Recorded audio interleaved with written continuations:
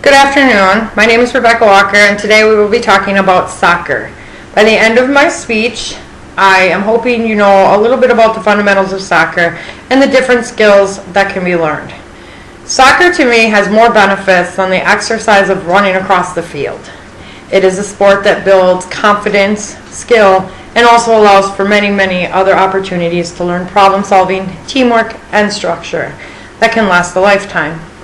Soccer may not get as much attention as football, and the Super Bowl, but it certainly deserves to.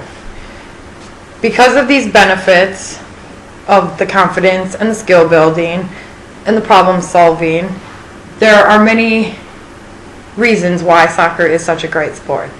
So in this speech, we will talk a little bit about the history of soccer, some basic rules of the game, health and skill building skills that soccer supplies, and then structure that can last a lifetime. So let's talk about a little bit where soccer began. Soccer, or football as some countries like to call it, originated in the 8th century in Britain. However, according to an article on soccerholics.com, there are versions that have been played even longer in other countries. As far back as 300 BC, people in China were playing a game called Sushu that involved kicking a ball from one end of a field to another to various goals with no use of arms being allowed. Other countries that had different versions of the game also were Japan, Egypt, Greece. Now today it is a worldwide sport played, however compared to the old version, a lot less dangerous. Soccer games in the past centuries have been known to be very violent. People would die, which caused in 1815 Eton College to create specific rules which later became a part of an entire league to make this game less dangerous so children could even play. So from history, that's just a little basic, we're going to move on to some more of the rules. The structure of the field is always a rectangle shape. Depending on the age of your players, it can be the width can be anywhere from 65 yards all the way up to 80 yards. And the length can be no less than 110 yards, but no longer than 120 yards. Now these are numbers based on soccer.com or socceru.com, which also breaks it down into more of an age group. It's a very nice website to look at because the age does determine if the field is short or if the field is long. The different positions, I coach at a recreational level. I've coached anywhere from 6-year-olds all the way on up to 12-year-olds. The positions you do are goalies, which stay in the goal box. There's a box around the goal. They're not allowed to leave that goal. However, they are the only player on the field who is allowed to catch the ball with their hands. Then you have your defenders who cannot cross that center line, and so they work on their half of the field from the midline back. Their job is to kind of help the goalie keep that ball out of there. Then you have your forwards, who all little children want to be forwards, run the field from one end to the other to take that ball where they want it to go. They're the ones that essentially are the ones that will score any of the goals. So how can the game of soccer actually be beneficial to a child's health or other skills? Obviously, activity equals better on anyone's body. Soccer is a sport that involves a lot of running, which is great for people's cardiovascular system and helps with the joints and muscle toning. Soccer and team participation also has been known to provide benefits to self-esteem and to confidence levels. Everyone has that success of a team. You play on a team, you practice hard, you play the game. I know at a recreation level we don't actually keep score, but the kids can tell when they score that goal just how much they learned at practice, and they're all excited and happy for themselves. So it's really where you can see the practicing actually paying off. There are also other skills known, such as like team building skills and skills of sharing. Kids have to build that structure of trusting each other. I know Rhinelander Soccer League, where I'm originally from, they cover a wide span of area, and they intentionally pair children who aren't going to know somebody. You know, you give them, when you register, your name, your phone number, your address, and they try to pair kids that are not from the same regions. This allows the children to have to learn how to build that team with a relationship starting at nothing. So it really helps them kind of focus and learn those skills, because by the time they get to a competitive level, we really hope that our children will each have that kind of individualized skill. And you do see it throughout the season. You know, certain kids, last year I coached a team that had 14 kids. One child, that kid could solve any problem.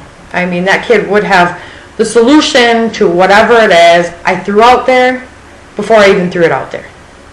He was excellent at problem solving. I had another one who was willing to take any beating. If he had to plow through 8 kids to get a ball, he'd plow through and get the ball out of the way. Very aggressive. So they kind of build those individualized skills, and that's what we're looking for. Those problem solving, those skills to last, skills to help them be successful. So other than skills and benefits, how can this build any structure to last a lifetime? These benefits can spread over an entire lifetime. The health effects alone, from teaching your child to be more healthy, to be more aware of what they're putting into their body, as well as how much activity they're putting out.